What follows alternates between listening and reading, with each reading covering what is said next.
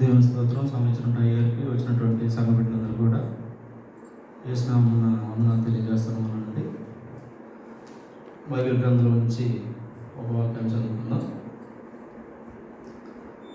అపోస్తలుడైన పౌలు కొరింథీయులకు రాసినటువంటి మొదటి పత్రిక 18వ వచనం చదువుకుందాం ఒకసారి. చదవండి. 18వ వచనం.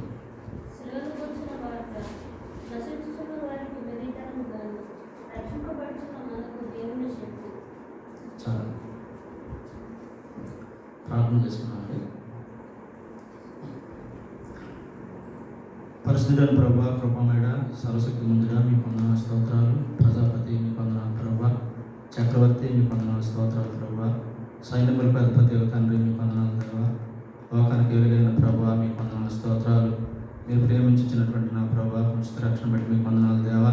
ఇదిగో నా ప్రభా, నా తండ్రి మీ శిలువను కూర్చున్నటువంటి వార్త నా ప్రభా దేవా, నా తండ్రి నశించే వారికి ఎదుగుతున్న మేము కానీ నా ప్రభా రక్షించబడుతున్నటువంటి మాకు దేవుని శక్తి అయి ఉన్నది నా ప్రభా. ఆ శక్తిని ప్రభా మేము ఈ భూలోకంలో ఉన్నంతకాలం నా ప్రభా మీ నామంలో మీ దయలో మీ కృపలో నా ప్రభా మేము అనుభవించుటకు మీరు కృప చూపించి సహాయం తెచ్చాను ప్రభా. అల్పుడును నా ప్రభా, నిష్కపటం నా ప్రభా, నిష్కలపడిన ప్రభా దేవా, దీనుడైనట్టున్నాను నా ప్రభా. మీ సిలువ సాటు మరుగుపరుచుకున్న నా ప్రభా, నా ద్వారా నా ప్రభా నా తండ్రి మీ యొక్క మాట్లాడి సహాయం దయచేయమని మీరే బాధపడిగా ఉండి తండ్రిగా ఉండి తల్లిగా ఉండి ఆదరించమని చిన్న ప్రార్థన యేసు నామమున అడిగి వేడుకుంటున్నాము తండ్రి.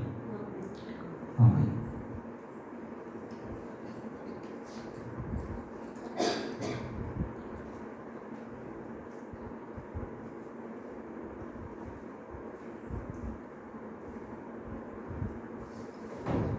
చదివినటువంటి లేఖన భాగంలో అపోస్తలుడైన పౌలు కొరింథీయుల పట్టణానికి వెళ్ళినప్పుడు ఆ సంఘానికి రాసినటువంటి లేఖలో తన సువార్తను గురించి ప్రస్తావిస్తూ చెప్పబడినటువంటి మాట ఇది. సిలువను గూర్చిన మాట లేక వార్త నశించుచున్న వారికి వెర్రితనం కానీ రక్షింపబడుచున్న మనకు దేవుని శక్తి అని అక్కడ పలకడం జరుగుతూ ఉందండి. వాస్తవానికి ప్రపంచంలో సిలువ అనగానే ప్రతి ఒక్క జనాంగానికి లేకపోతే ప్రపంచంలో ఉన్న ప్రతి వ్యక్తికి కూడా మొట్టమొదటిగా గుర్తొచ్చేది యేసుక్రీస్తు ప్రభువారు. లేక యేసుక్రీస్తు ప్రభువారు అనగానే నెక్స్ట్ వెంబడే గుర్తొచ్చేది సిలువ. అయితే ఈ సిలువకు తర్వాత ప్రభు అయినటువంటి యేసుక్రీస్తు వారికి చాలా దగ్గర అన్యోన్యమైనటువంటి సంబంధం ఉందని మనం చెప్పచ్చు. వాస్తవానికి ఈ సిలువ అనగానే చాలా గుర్తులు మనం చెప్పుకోవచ్చు, లేకపోతే అలంకార భాషలో కూడా మనం దాన్ని వర్ణించుకోవచ్చు. సిలువ అనగానే మనకి మొట్టమొదటిగా గుర్తొచ్చేది శ్రమలు, లేక శాపము, లేకపోతే అవమానాలు, లేక నింద. ఓవరాల్గా శ్రమకు ఒక గుర్తుగా సిలువ అనేది ఉందన్నమాట. అయితే ఈ సిలువను సహించడానికే క్రీస్తు ఈ యొక్క లోకానికి రావడం జరిగింది. ముఖ్య ఉద్దేశం అదే.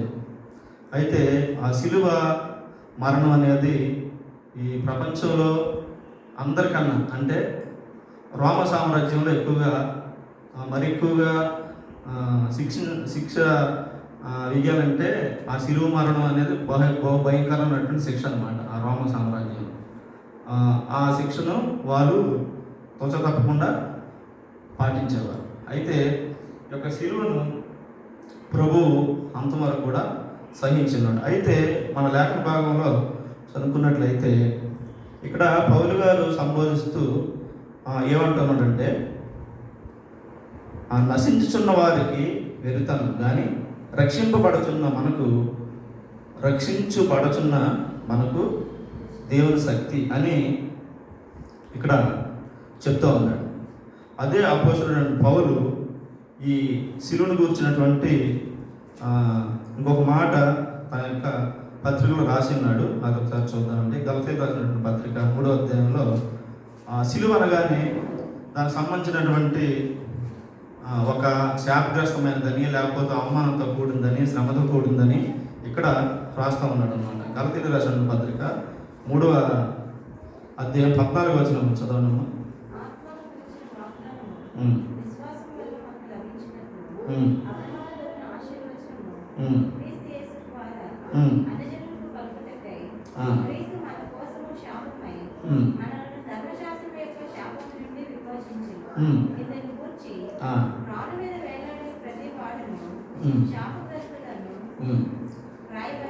శాపగ్రస్తులని రాయబడినది. అయితే ఈ ధర్మశాస్త్రం యొక్క శాపం నుండి విమోచించడానికి ఏదైతే ధర్మశాస్త్రం, మోషే ధర్మశాస్త్రం ద్వారా 10 ఆజ్ఞలు దేవుడు ఇచ్చాడో అది ప్రతి మానవుడు కూడా తుచ తప్పకుండా పాటించలేకపోతా ఉన్నాడు. అందుకే కొలసీల్లో రాసిన పత్రికలు కూడా రాతపూర్వకమైనటువంటి పత్రాన్ని సిలువ కొట్టినట్టుగా అక్కడ కూడా మనం చూడవచ్చు. అయితే ఈ యొక్క ఇక్కడ ఏమనుందంటే ఈ మాట మనకి పాత నిబంధనలు ద్వితీయోపదేశ కాండంలో 21వ అధ్యాయంలో చెప్తూ ఇక్కడ గలతీయులకు రాసిన పత్రికలో పౌలు గారు చెప్పారంట. అంటే సిలువలో ఉన్నటువంటి పరిణామం, లేకపోతే దాని యొక్క అంతిమ స్థితి, దాని శ్రమ, దాని యొక్క తీవ్రత ఎంత అనేది ఇక్కడ చెప్తా ఉన్నాడు అనమాట. వాస్తవానికి ఆ రోజుల్లో అనగా యేసుక్రీస్తు ప్రభువు ఈ భూమి మీద శరీరధారిగా ఉన్నటువంటి రోజుల్లో మరి అక్కడ యూదుల్లో మహా మంచి నిష్టగల గోత్రంలో ఆయన పుట్టాడు.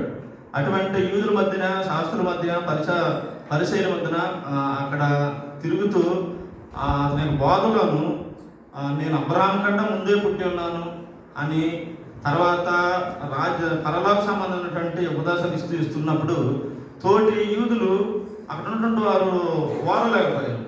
ఎందుకంటే ఆయన మెస్సీ అయిన వారు ఏ రోజు కూడా గుర్తించలేదు. కాబట్టి ఆయన ఉన్నపాటిగా శిలువ మరణం పొందలేదు, కానీ అది ఆదిలోనే దేవుని యొక్క ప్రణాళికై ఉంది. ఆ తండ్రి అయినటువంటి దేవుడి యొక్క ప్రణాళికై ఉన్నదన్నమాట. దాని గురించి పౌలు తన ప్రతి పత్రికలు కూడా రాసి ఉన్నాడు అనమాట. అయితే ఇది నశించుచున్నవారు అనగా ఇంగ్లీష్ తర్జుమాలో ఫులిష్నెస్ అని ఉందన్నమాట. ఫులిష్నెస్ అనగా మూర్ఖులని వస్తుంది, తర్వాత అవివేకులని వస్తుంది, అవధేయులని వస్తుంది, పిచ్చివారు కూడా అనుకోవచ్చు. దానికి మీనింగ్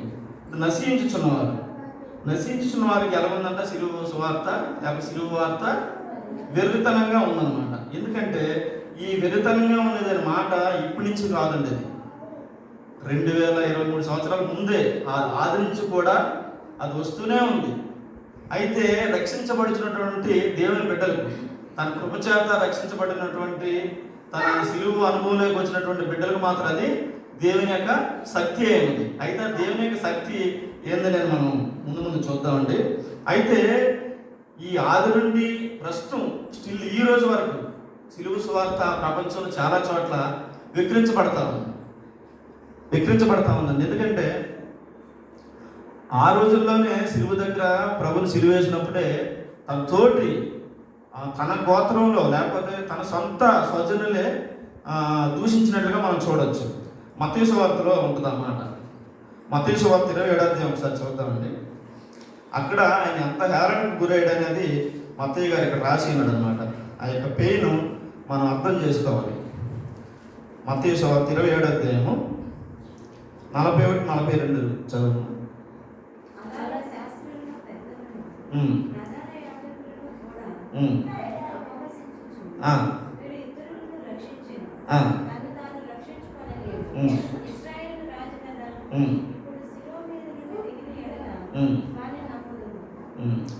చాలా.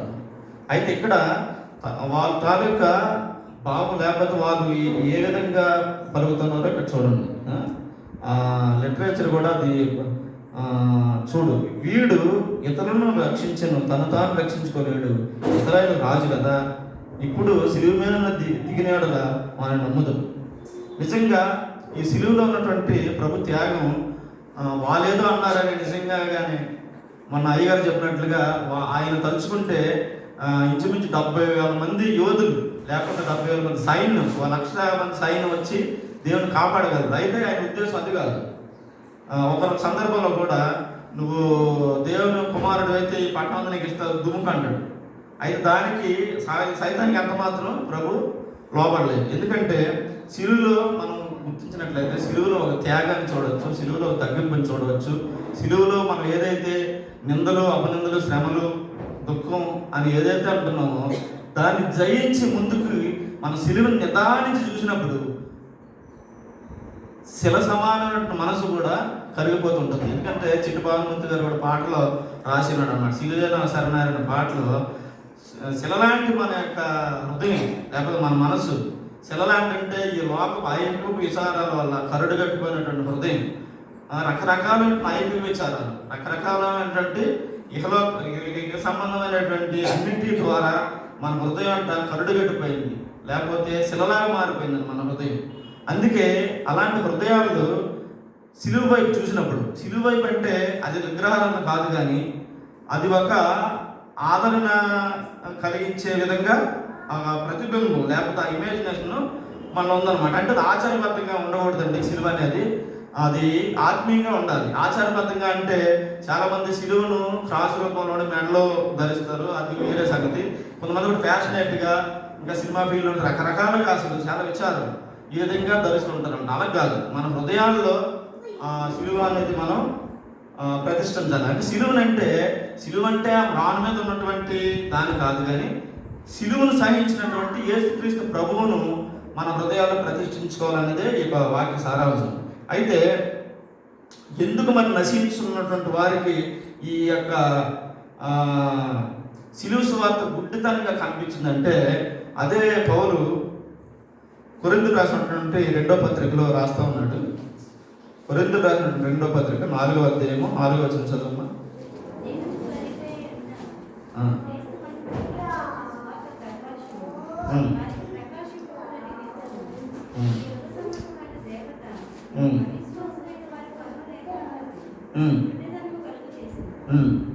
చదవమ్మా.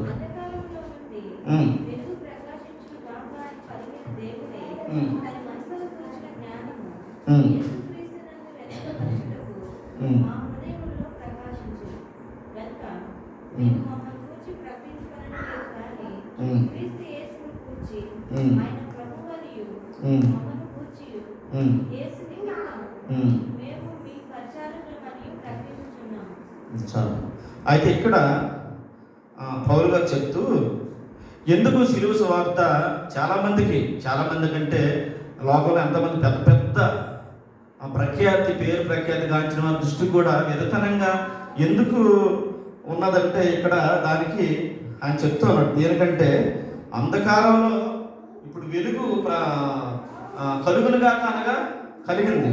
అంటే అంధకారంలో ఉన్నటువంటి ఆ యొక్క ప్లేస్లో నుంచి లేక స్థలంలో నుంచి వెలుగుని ప్రకాశింపజేశాడు దేవుడు. పలికిన దేవుడే తన మహిమకు వచ్చిన జ్ఞానము యేసుక్రీస్తునందు వెల్లడిపరచుటకు మా హృదయంలో ప్రకాశించినంటే ఇక దేవునటువంటి వాక్యం. అయితే ఏదైతే ఈ వాక్యము ఉందో అదంట దేవుని స్వరూపైన క్రీస్తు మహిమను కనపరచు, అదే సువార్త ప్రకాశం వారికి ప్రకాశింపకుండా నిమిత్తం ఈ యుగ సంబంధమైన దేవత అవిశ్వాసులైన వారి మనోనేత్రములకు గుడ్డితనం కలుగజేసింది.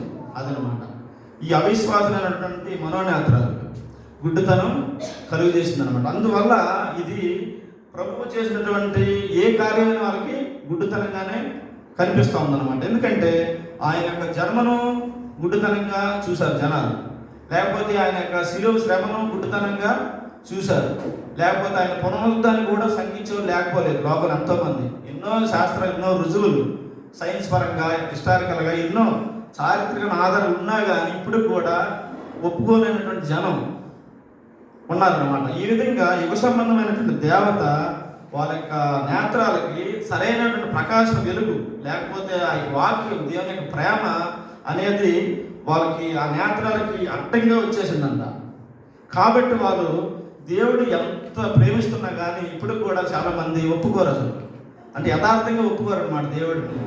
అంటే యేసుక్రీస్తు ప్రభు ఎలాంటి వాడు అనేది కూడా చాలామందికి తెలుసు, కానీ వాళ్ళ మనస్సాక్షి నిర్మలంగా యథార్థంగా ఒప్పుకోని కదనమాట. ఎందుకో మరి అది ఒక రకమైన అహం లేకపోతే ఒక రకమైనటువంటి అర్షడ్ వర్గాలు అనేవి ఉన్నాయి. అవి ప్రతి మనిషిలో పనిచేస్తూ ఉన్నాయి. అవి ఒక దాన్ని నేను ఇక్కడ యుగ సంబంధమైన దేవతని నేను ఇక్కడ వక్కానిస్తూ చెప్తున్నాను అనమాట. ఇటువంటి పరిణామాలు దేవుని యొక్క ప్రేమను, లేకపోతే దేవుని యొక్క శక్తిని, లేకపోతే దేవుని యొక్క ప్రకాశమైనటువంటి వాక్యాన్ని అడ్డుకోలేకుండా చేస్తాం. అందుకే ఎంతోమంది మిషనరీలు మన దేశానికి వచ్చి ఎంతో సేవ చేసినప్పటికి కూడా ఆ సేవను ఇప్పటికీ కూడా గుర్తించలేనటువంటి వారు ఎంతోమంది ఉన్నారన్నమాట.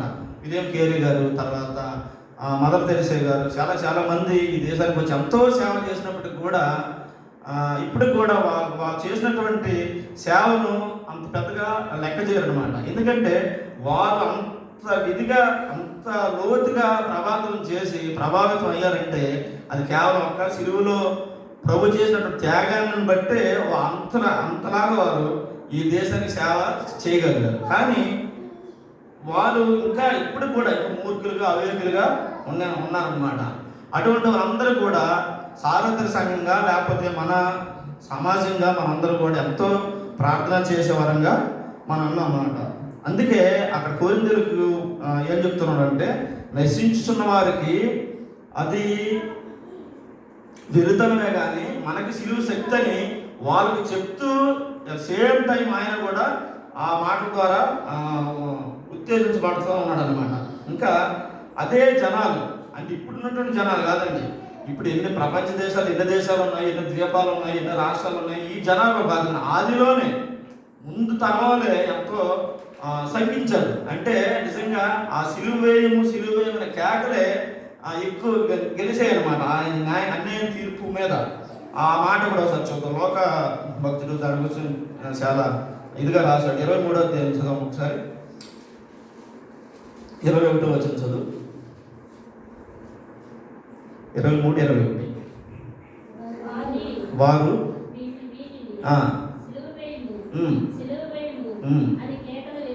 చాలా ఇక్కడ ఇందాక మత్తయి వార్తలో వీడు వాడు అని అక్కడ సంబోధించడం జరిగింది. ఇక్కడ చూడండి, వీడిని కేకలు సిలువ వేయమని అరిచారనమాట. అంటే సిలువ వేయమని మాటగా మనం చూస్తున్నాం, కానీ ఒక మాట మనం బయటకు వచ్చిందంటే అది హృదయ తలంపుల్లోంచి, మన హృదయంలోంచి తలంపు రాకపోతే అది రాదు. సిలువ వేయమని ఆ 6 అక్షరాలు మాటను మనం చూడకూడదు. కానీ ఎంత ద్వేషం ఉందంటే ఆయన ప్రేమను ఎవరు కూడా అక్కడ ఉన్నటువంటి వారు గుర్తించలేకపోయారు. అయితే ఇప్పుడు లోకం ఇప్పుడు కూడా అలాగనే ఉంది, కానీ అంత మాత్రం కూడా దేవుని యొక్క ప్రేమను అర్థం చేసుకునే స్థితిలోనే ఉన్నారన్నమాట. కరోనా పరిస్థితులు, ఇప్పుడున్న పరిస్థితులు అప్పుడు కూడా వచ్చాయి. నోబు జలప్రలయం వచ్చింది, అప్పుడు కూడా సొదొమ గొమొర్రా వినాశం జరిగింది చాలా. అప్పుడు జనాలు అలాగే ఉన్నారు, ఇప్పుడు కూడా జనాలు అలాగే ఉన్నారన్నమాట. ఇప్పుడు నోబుకు సంబంధించినటువంటి ఆ సిద్ధిసారక మానంతో చేసినటువంటి వాడ సిలువుకు సాదృశ్యంగా, సిలువుకు ముంగుర్తుగా ఉందన్నమాట. తర్వాత మారా అనుభవంలో నుంచి ఏదైతే నీళ్లను మధురంగా మార్చున్నాడో ఆ కొమ్మ తీసేసినప్పుడు మధురంగా మారిపోయే ఆ కొమ్మ కూడా సిలువుకు సాదృశ్యంగా ఉంది. ఏదైతే బేతేలు దేవుడి దగ్గర ఆయన బలిపీఠం కట్టాడో, యాకోబు నిచ్చెన వేసి ఒక దర్శనాన్ని కన్నాడో, అది కూడా సిలువుకు సాదృశ్యంగా ఉందన్నమాట. ఈ ఆదిలో ఉన్నటువంటి దేవుడు మొట్టమొదటి నుంచి కూడా ఆ సిలువు అనేది ఆయనకి తెలుసు. ముందున్నటువంటి ఆయన వచ్చిన ఉద్దేశమే సిలువ కార్యం చేయడానికి. వాళ్ళు ఏదో అన్నారంటే, నువ్వు దేవుడు అయితే దిగురా, లేకపోతే నీకు నువ్వు రక్షించుకోలేవు, మమ్మల్ని రక్షించే దొంగలన్నట్టుగా ఆయన అక్కర్లేదు. అలాగైతే పిలాతు సభ సమక్షంలోని ఇప్పుడు నా తండ్రిని వేడుకుంటే నాకు ఎంతోమంది యోధులు రారా, 600 మంది యోధులు నన్ను కాపాడలేరా అనుకుంటాడు అన్నమాట. ప్రభువు రావాల్సిన ఉద్దేశం ఏంటంటే ఆ సిలువ మరణం తుచ్చా తప్పకుండా 100కి 100% చేయడానికి లోకానికి రావాల్సి వచ్చింది. అయితే ఇక్కడ నశించుతున్నటువంటి వారికి గుడ్డితనంగా ఉంది. అయితే రక్షించబడుచున్నటువంటి వారి పరిస్థితి ఏంటనేది కూడా అక్కడ 2 పాయింట్లు రాసి ఉన్నాడు అన్నమాట పరిస్థితి పౌలు. దేవుని శక్తి అయి ఉన్నది ఎవరికంటే, ఎవరైతే తన నామందు రక్షించబడి ఆయన్నే నోటితో ఒప్పుకొని ఆయనే నా కొరకు మరణించాడు, నేను ఈ లోపల చనిపోయిన తర్వాత ఆయన దగ్గర ఉంటాను, తన రాజ్యానికి తీసుకుని వెళ్తాడని ఎవరైతే ఆయన విశ్వసించుతారో వారికి ఏంటంటది దేవుని శక్తి, పవర్ ఆఫ్ గాడ్ అని రాసిందనమాట. అయితే ఇక్కడ ఒక మాట అక్కడ మనం చదువుకుందాం. అసలు దేవుని శక్తి అంటే అసలు ఏంటి? మామూలుగా ఈ లోకంలో అన్నిటికంటే ఆ బహు బలమైనటువంటి శక్తి గలది ఏదైనా ఉందంటే అది మనం చూద్దాం. ఒకసారి కీర్తన గ్రంథంలో ఒక మాట చూసి ఆ యొక్క దేవుని శక్తి గురించి మాట్లాడుతున్నాం. 34వ కీర్తన 8వ వచనం చదవమ్మా.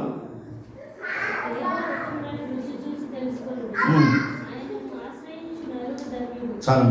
ఇక్కడ కీర్తనకారుడు ఏమి రాస్తా ఉన్నాడంటే, యెహోవా ఉత్తముడని రుచి చూచి తెలుసుకోనండి. మనం ఏదైనా ఆహారం తిన్నప్పుడు ఏదో టైంపాస్గా తినం కదా, ఏదో తినాలని తినం కదా, ఏదో టైం అయిందని తినం కదా. రుచి చూచి మనం రోజుకి రకరకాల ఐటమ్స్ ఎందుకు మారుస్తూ ఉంటాము. అసలు మనం ఏదైనా ఆహారం తీసుకున్నప్పుడు దాని రుచి చూచి దాన్ని ఏ విధంగా అయితే మనం అనుభవించి తింటామో, అలాగే ఇక్కడ దేవుని వాక్యం ఏం చెప్తుందంటే, యెహోవా ఉత్తముడని రుచి చూచి, ఆయన ఎలాంటి వాడో రుచి చూస్తేనే కానీ మనకి అర్థం కాదు. అయితే చాలామందికి సిలువ అనగానే శ్రమ, సిలువ అనగానే నింద, సిలువ అనగానే ఒక వేదన అనే తెలుసు. కానీ నిజంగా ఆయన సిలువ క్రిందకి, లేకపోతే ఆ సిలువ నీడకి, లేకపోతే సిలువ దగ్గరికి వస్తే ఉన్నటువంటి అవన్నీ కూడా మారిపోతాయి అన్నమాట.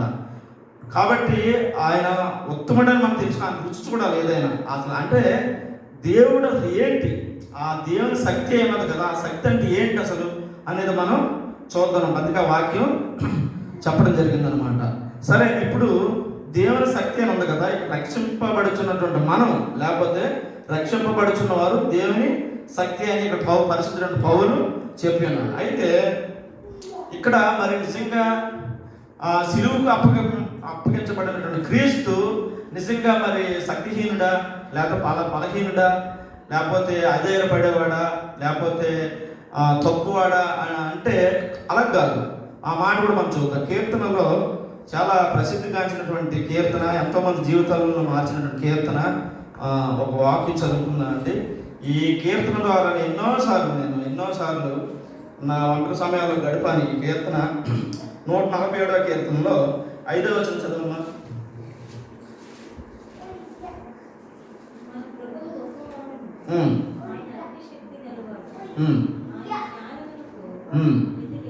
సరే, ఇక్కడ ఆయన శక్తి గురించి మామూలుగా ఆయన శక్తి గురించి కీర్తనకారుడు ఏమంటా ఉన్నాడంటే, మన ప్రభువు గొప్పవాడు, ఆయన అధిక శక్తి గలవాడు, ఆయన జ్ఞానమునకు మితి లేదు. ఇక్కడ అధిక శక్తి అంటే మనం దాన్ని వర్ణించలేము. అనంత శక్తి. జనరల్గా మన చర్చనికి కొండ ఎంత బరువు ఉంటుందంటే ఎవరు కూడా, ఏ సైంటిస్ట్ కూడా చెప్పలేడు నిజంగా.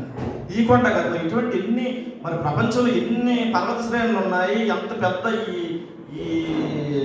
ఈ గ్రహంలో, ఈ భూమి మీద ఎంత పెద్ద పెద్ద అడవులు ఉన్నాయి, పెద్ద అంతా కూడా ఉంది. మరి ఎంత శక్తి ఉండాలి దేవుడికి. అనంత శక్తి గల, అనంత జ్ఞానం కలిగినటువంటి దేవుడు. ఏమంటే దేవుని శక్తి గురించి మనం ఎవరు కూడా కనుగోలేము అన్నమాట.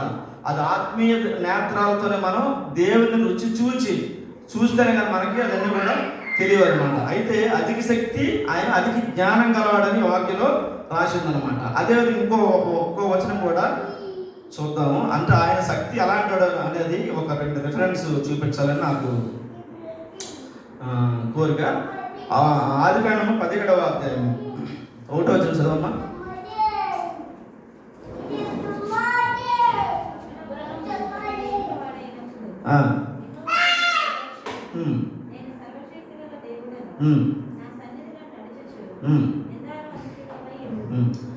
చాలా ఇక్కడ దేవుడి తాలూకు ఉనికి, లేకపోతే దేవుడు అసలు అంటే నేనే దేవుడు, నేను తప్ప వేరొక దేవుడు లేడు, నేను సర్వశక్తి గల దేవుడినని అబ్రహాంతో చెప్తూ ఉన్నాడు అనమాట.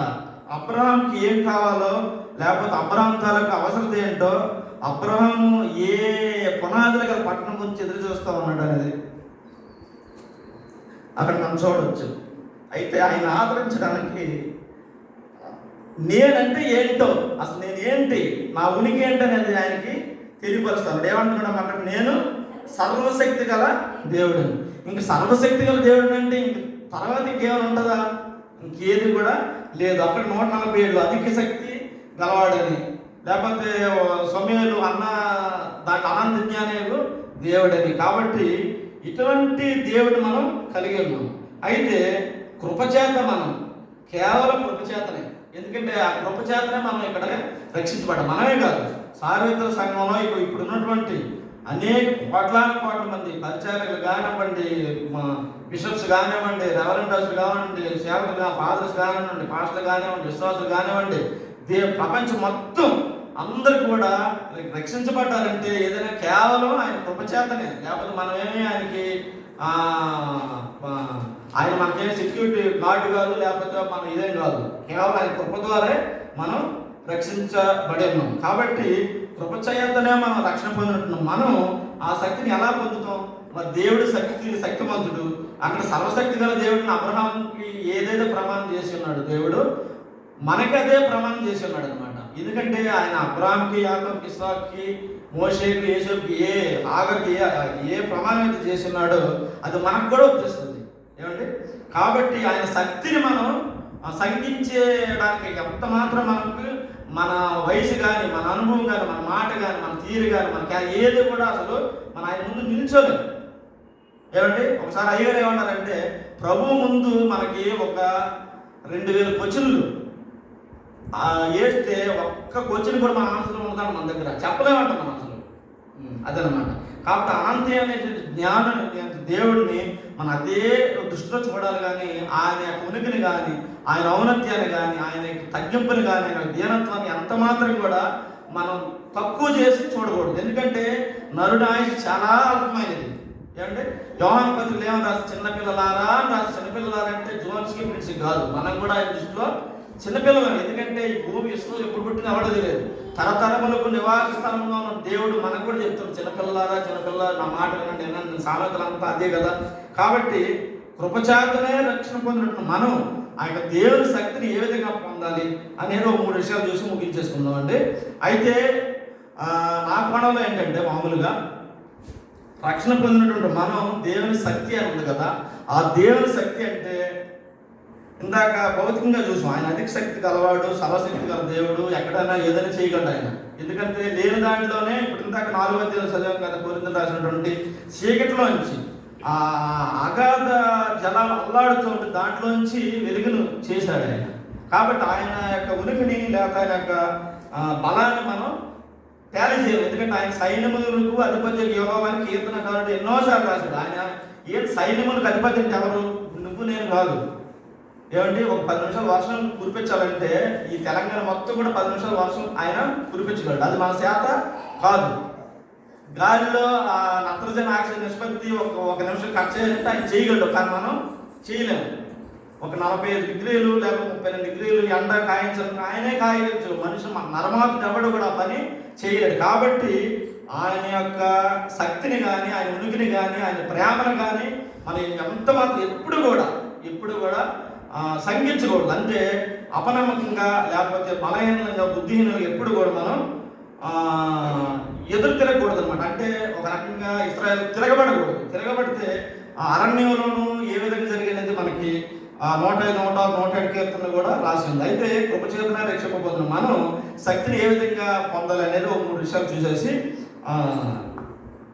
ముగించుకుందామండి. ఈ యొక్క శిలువ మనకి ఏదైతే చాలా మంది అనుకుంటారో, వ్యాధి, బాధ, లేకపోతే కష్టం, నష్టం ఏ విధంగా అయితే అనుకుంటారో దాన్ని మనం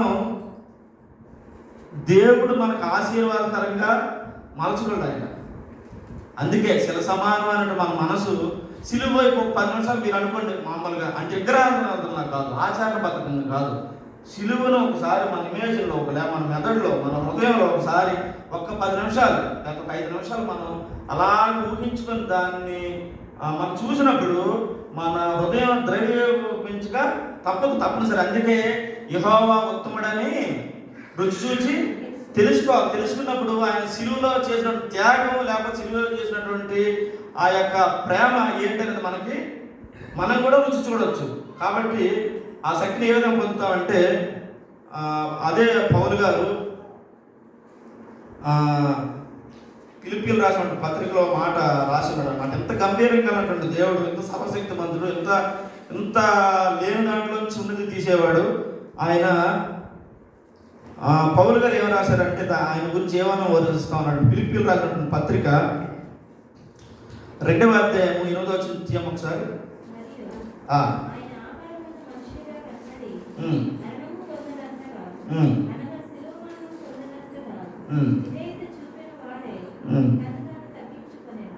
చాలా ఇక్కడ ఆయన యొక్క దేవత్వాన్ని లేకపోతే ఆయన యొక్క తగ్గింపు లేకపోతే దేవుడు ఎటువంటి వాడు అనే దాని గురించి చెప్తూ పౌలు గారు ఏమంటున్నారంటే, మరి ఒకసారి చదవమది.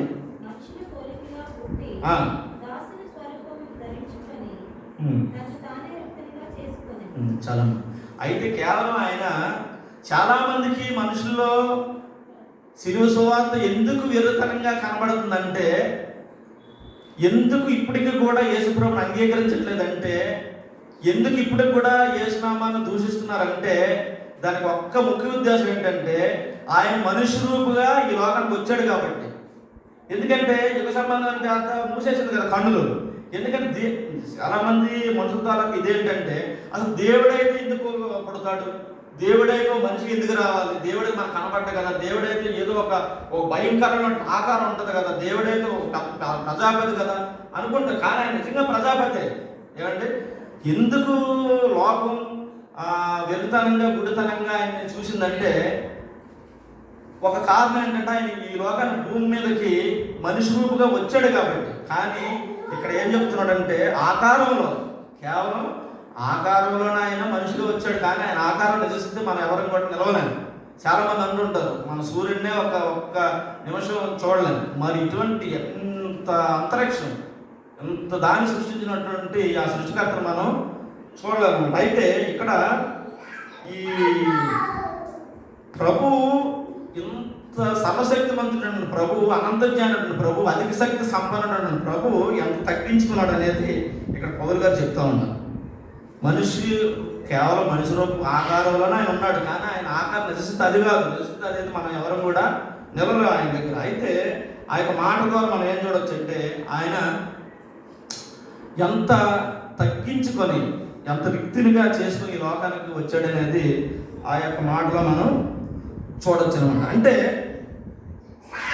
సిలువను చూడగానే మనకు రావాల్సింది, మనకు కలగాల్సింది మన హృదయం ఏంటంటే, ఒక వ్యాధి బాధ లేకపోతే ఒక పెయిన్ కాదు, కానీ ఒక తగ్గింపు అనేది మనం చూడాలన్నమాట. అదేవిధంగా ఇంకోటి, కృపచేతనే రక్షింపు పొందిన మనం దేవుని శక్తిని ఎలా పొందుతామంటే తగ్గింపు ద్వారా మనం పొందుతాం అన్నమాట.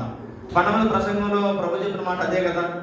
ఆ మాటలు ఎప్పుడు కూడా నేను చెప్పిందేమనగా ఉంటుంది ఆ ప్యాకేజీలో మొత్తం. అంటే పాత నిబంధనలో మోసే ధర్మశాస్త్రంతో చెప్తూ అయితే నేను చెప్పిందేమనగా, మళ్ళీ దానికి అభివృద్ధి మళ్ళీ నేను చెప్పిందేమనగా, నేను పదే అంటుంటా. అంటే దాంట్లో అంతా కూడా తగ్గింపు స్వభావమే, అంత దీనత్వం గురించి ఆయన చెప్తుంటాడు ఆ మండపం ప్రసంగం అంతా కూడా. అయితే ఇంకా శ్రమల గుండా కూడా ప్రయాణం చేయవలసి వస్తుంది సిలువని కనుక ఒకసారి.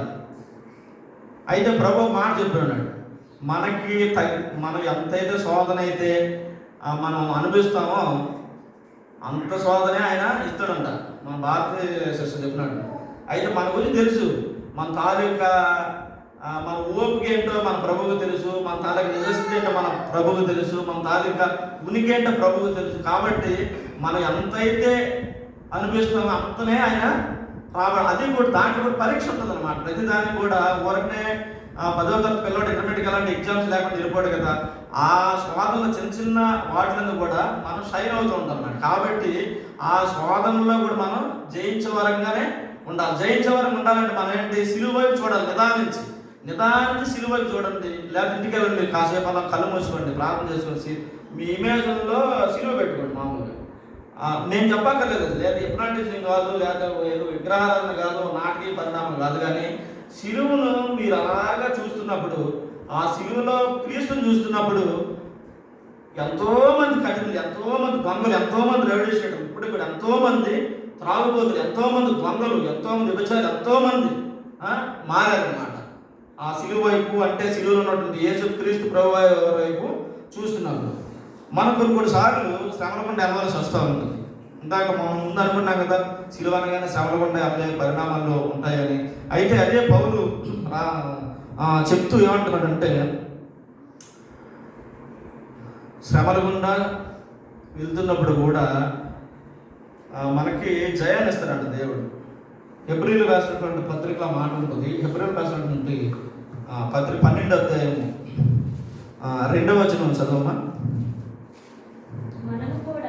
ప్రతి వారమును సులువుగా చిక్కులు పెట్టి పాపమును విడిచిపెట్టి విశ్వాసమునకు కర్తయు దానిని కొనసాగించుకోవడనైన యేసు వైపు చూచుచు మన ఎదుట నుంచబడిన పందెములో ఓపికతో పరిగెత్తుదాము. ఆయన తన ఎదుట ఉంచబడిన ఆనందం కొరకై అవమానమును నిర్లక్ష్య పెట్టి సిలువను సహించి దేవుని సింహాసనం యొక్క కుడి పార్శ్వమున ఆసీనుడై ఉన్నాడు. చాలా ఇక్కడ చెప్పబడిన మాట ఏంటంటే, ఆయన తన ఎదుట ఉంచబడిన ఆనందం కొరకై అవమానమును నిర్లక్ష్య పెట్టి సిలువను సహించి. ఏంటండి, ఎదుట ఆనందం కావాలంటే ఏం చేయాలి? అక్కడ అవమానాన్ని భరించాలి. నిర్లక్ష్యం పెట్టి సిలువను సహించడంట. అక్కడ ప్రభువే దేవుని సింహాసనం యొక్క కుడి పార్శ్వమున ఆసీనుడై ఉన్నాడు. కొన్ని మన భౌతిక జీవితంలో మనం లోకంలో ఉన్న లోకంతోనే కలిసి పరిగెత్తాలి చనిపోయినంత వరకు. కానీ కొన్నిసార్లు మన యొక్క తిరుగుతనం చేత లేకపోతే బుద్ధిహీనం చేత మనం తెచ్చుకుని ఉంటాయి. కొన్ని తనందుకు తానే వస్తాయి. కొన్ని దేవుడు కూడా ఒక్కోసారి మనకి పరీక్షలాగా పెడుతుంటాడు అనమాట. కానీ ఆయన మనల్ని శోధించేవాడు అంత మాత్రం కాదు. కాబట్టి మన శ్రమల గుండా వెళ్తున్నప్పుడు దేవుడు మనకి మన గురించి ఇక్కడ ఏ మాట అయితే చెప్పిన్నాడో, ఆనందం కొరకైనా అవమానం నిర్లక్ష్య పెట్టి సిలువను సహించినట్లుగా ఒక మాట ఉందన్నమాట. ఆ పైన ఇంకేంటంటే సులువుగా రకరకాలైన శోధనలు, రకరకాలైన క్రియలు జరుగుతుంటాయి. అయినా కానీ వాటి వైపు చూడకుండా ఓపికతో దేని వైపు చూసి పరిగెత్తాలంటే సిలువ వైపు, ఆయన వైపు. సిలువ వైపు అంటే ప్రతిసారి సిలువ అంటుంటే సిలువ వైపు కాదు, మళ్ళీ అది విగ్రహారాధన టైప్ అంత కాదు. సిలువ అనగానే మనకు గుర్తు రావాల్సిందంటే సిలువను సహించి, సిలువను వహించి, సిలువను మోసినటువంటి పాపాన్ని. ఇప్పుడు సిలువ అంటే ఏంటి? మామూలుగా అది ఒక శాపానికి గుర్తుగా ఉంది కదా. మన పాపాన్ని అంతటా కూడా దాని మీద ఆ యొక్క సిలువ మీద ఆయన మోసినాడు. కాబట్టి ఇదంతా కూడా మన ఆయన వైపు చూడాలన్నమాట. ఎందుకంటే సిలువను సహించిన దేవుడు మనం కూడా ఆయన వైపు చూడాలి. అంటే మనం అనుకుంటుంటాం మనకే ఎంత పెద్ద స్వాగతం వచ్చేసింది, నేనెంత భరిస్తాను అనుకుంటాం. కానీ ఆయన మనకి భరించలేనంత ఇది అయితే ఆయన పెట్టడు. అయితే ఈ సిలువలో తగ్గింపు చూస్తూ ఉన్నాము. అలాగే సిలువలో శ్రమల గుండా ప్రయాణిస్తున్నప్పుడు ఆయన వైపు చూసినప్పుడు, సిలువను సహించినప్పుడు మనం కూడా షైన్ అవుతుంటాం అన్నమాట. కాబట్టి తగ్గింపు ఒకటి, తర్వాత శ్రమల గుండా ప్రయాణం చేసినప్పుడు దేవుని చూడాలనేది ఒకటి, తర్వాత సిలువలకు సంబంధించినటువంటి మాటలు అన్నమాట. తర్వాత సిలువలో విజయాన్ని కూడా ప్రభు దయచేస్తాడనమాట. ఎందుకంటే వాయుమండల సంబంధమైనటువంటి అధికారంగా ఉన్న ప్రధానులతోనూ అక్కడ సాతాను సమూహంతో దేవుడు పోరాడినట్లుగా వాక్యంలో ఉందన్నమాట. అది ఒకసారి చూద్దాము. కొలసీలు రాసినటువంటి పత్రిక, అదే పౌలు గారు రాసినటువంటి కొలసీలు పత్రిక తీయండి ఒకసారి. రెండవ అధ్యాయము 11 వచ్చింది చదవమ్మా.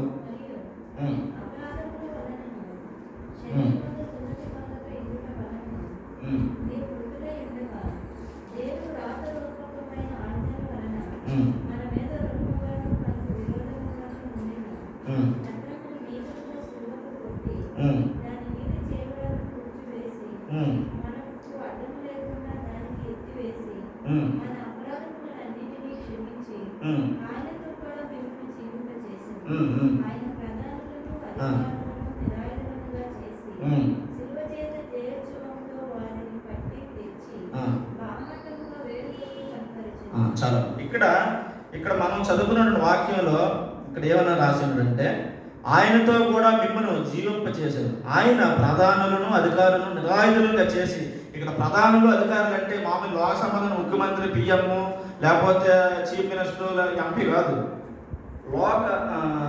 ఆయన ప్రధానులను అధికారులను నిరాయుధులుగా చేసి, వాళ్ళు ఏదైతే సిలువలో ఇంకా ఈయన పని అయిపోయింది, ఇంకా సిలువ వేసేసామని వాళ్ళు ఏదో అనుకున్నారో దాన్ని ఆయన ఇక్కడ జయోత్సవం అంటే సిలువ చేత జయోత్సవంతో వారిని పట్టి తెచ్చి బాహాటం వేడుకను కనపరచను. అది ఏ వేడుక అంటే ఏదైతే ధర్మశాస్త్ర సంబంధమైన ఆ పాప కరపత్రిక, ఆ పత్రాన్ని ఎవరు కూడా పాటించలేకపోతున్నారు జనాలు. కాబట్టి దీన్ని ఏం చేయాలి అనేది అనాది సంకల్పం దేవుడే ఇది రాతపరమైన పత్రాన్ని సిలువుకి కొట్టినట్టుగా చూస్తాం అన్నమాట. అయితే దాని ద్వారా ఆ సిలువు మరణం ద్వారా సాతాను కొన్ని రోజులు ఏదో 1 గంట 10 రోజులు చక్రం గుద్దుకొని ఉండొచ్చు. ఇంకా యేసు మరణం పొందాడు, ఇంకా ఆయన ఇంత అయిపోయింది. కానీ ఆయన సిలువ వేయబడి మరణించి తిరిగి 3వ దినాన తిరిగి లేచి ఉన్నాడు అనమాట. అదే అక్కడ జయోత్సవం. తర్వాత దాన్ని బట్టి అక్కడ ఉన్నటువంటి సాతాను వాయు సంబంధమైనటువంటి వాళ్ళందరూ కూడా వాళ్ళకి అపజయం కలిగింది.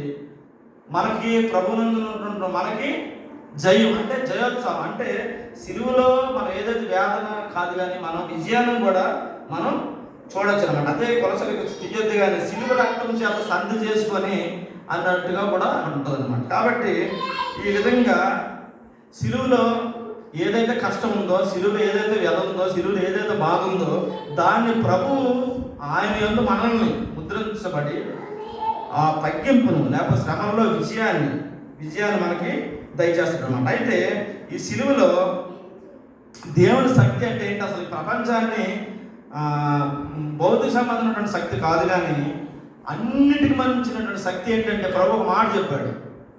ఏ మాట? నిన్నవాలే నీ పొరుగు వారిని ప్రేమించమని. ఎందుకంటే ఈ చాలా చోట్ల, ఎందుకంటే ఇది దేశాల మధ్య కానివ్వండి, వీధుల మధ్య కానివ్వండి, ఇరుగు పొరుగుల మధ్య కానివ్వండి, అన్నదమ్ముల మధ్య కానివ్వండి, చీఫ్ మినిస్టర్ మధ్య కానివ్వండి, దేశాల మధ్య కానివ్వండి, ఐక్యత కానీ లేకపోతే అది లేదు జనాలు. కాబట్టి ఆయన నిన్నవలే నీ పొరుగు వారిని ప్రేమించమని చెప్పినాడు అనమాట. అంటే ఇక్కడ దేవుని శక్తి అంటే దేవుని ఆ సిలువలో మనం ఏం చూడాలి? దేవుని శక్తి అంటే దేవుని ప్రేమ కింద కూడా మనం చూడొచ్చు అనమాట. ఎందుకంటే దేవుని ప్రేమను మించింది ఇంక లేదు కదా, ఇంక అంత బలమైనటువంటి ఇదే లేదు కదా. అందులో పరమగీతలో కూడా దాని గురించి చాలా చక్కగా భక్తుడు రాసినాడు అనమాట. అయితే సిలువలో దేవుని యొక్క ప్రేమ కనబడుతుంది అనమాట. అదే యోహాను పత్రికలో ఆయన రాసినాడు అనమాట. 1వ యోహాను పత్రిక 4:10 ఏమని ఉంటుందండి? చదవం ఒకసారి. కాదు, తానే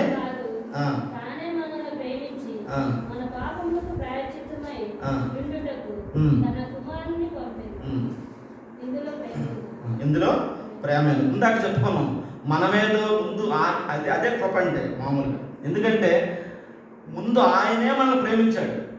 కానీ మనుషుల స్వభావం ఏంటి? మనం ప్రేమించిన వాళ్ళే ప్రేమిస్తూ ఉంటాం. యోహాను సువార్తలో కూడా ఉందన్నమాట. మనం మన భార్య, మన బిడ్డలు, మన తల్లి, మన తాతల్ని ప్రేమించుకుంటే అది కాదు.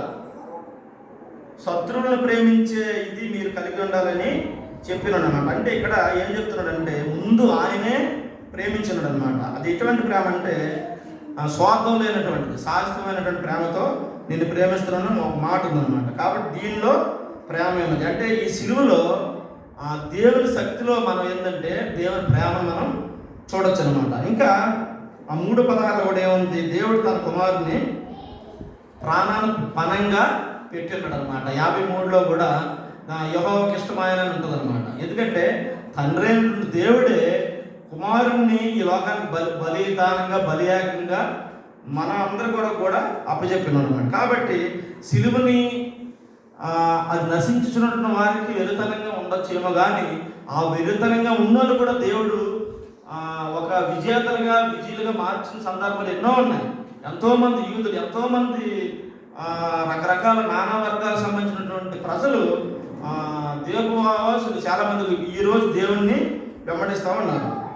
కాబట్టి మనం ఎప్పుడు కూడా సిలువ వైపు చూసినప్పుడు ఆయన ప్రేమను మనం రుచి చూడాలి. రుచి చూసినప్పుడు మన దాన్ని తీసుకుని 10 మంది కూడా పంచవచ్చు అనమాట. అదే ఇక్కడ చెప్తున్నాడు అనమాట. నశించిన వారికి వెళ్తానే కానీ మనకు అది దేవుని శక్తి.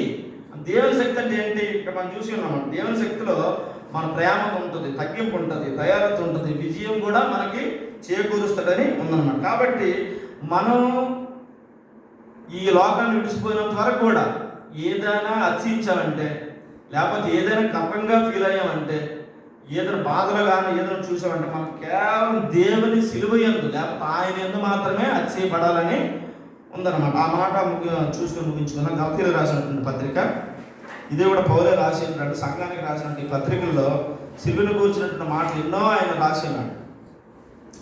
6వ అధ్యాయం 14 వచ్చిన చదవం ఒకసారి. అయితే ఉమ్, మన ప్రభువైన యేసుక్రీస్తు ఉమ్, సిలువ యందు తప్ప ఉమ్, మరి దేని యందును ఉమ్. అతిశయించుట నాకు దూరం అవునుగాక. ఆమె ఇక్కడ గలతీయులకు రాసిన సంఘానికి ఆయన ఏం చెప్తున్నాడంటే, ఓ అవివేకులైన గలతీయులారా, మీరు ఇంత తొందరగా కొన్ని మాటలు పడిపోతారని అనుకోవట్లేదు అని అక్కడ స్టార్ట్ చేసి ఎన్నో సిలువు సంబంధమైనటువంటి, రాజు సంబంధమైనటువంటి, పరిసరాలకు సంబంధించినటువంటి, సువార్త సంబంధించిన మాటలు చెప్తూ ఫైనల్గా ఆయన ఏం చెప్తున్నాడంటే ఆ కంక్లూజన్లో, ఎవరైనా కేవలం ఎవరైనా అతిశయపడాలంటే ఒక యేసు ప్రభువునందు లేకపోతే సిలువ తప్ప మనం దేని ఎందు కూడా అతిశయపడకూడదంట. ఈ లోక సంబంధమైన దేని ఎందు మనం అతిశయపడ్డాం అనుకోండి, ఆ మాట ఉంటుంది అన్నమాట. అహంకారం దేవుడు ఎదిరించి దీనికి ఆయన కృపను పిలుస్తారు. కాబట్టి ఒక్క సిలువ యందు లేకపోతే మన దేవుని యందు యేసుక్రీస్తు ప్రభు యందు మాత్రమే మనం అతిశయించే వారమై ఉన్నాం అన్నమాట. కాబట్టి ఈ విధంగా మనం దినదినం ఆయన సిలువలో ఉంటే, ఆయన శక్తిని అనుభవిస్తే మనం కూడా ఆయన శక్తి అయిపోం మనం. ఎందుకంటే ప్రేమ మించిన శక్తి లోకం లేదు కదా. ఆయన ప్రేమాస్వరూపి, ఆయన మనల్ని ప్రేమించే ఉన్నాడని ఈ యొక్క వాక్యంలో రాసిన ఉన్నాడు అన్నమాట. కాబట్టి మనకి బతుకున్నంత కాలం కూడా ఆయన మాత్రమే అతిశయించాలని ఇక్కడ ఈ యొక్క వాక్యం చెప్తా ఉందన్నమాట. దేవుడి ఇచ్చిన వాక్యం దీవించిన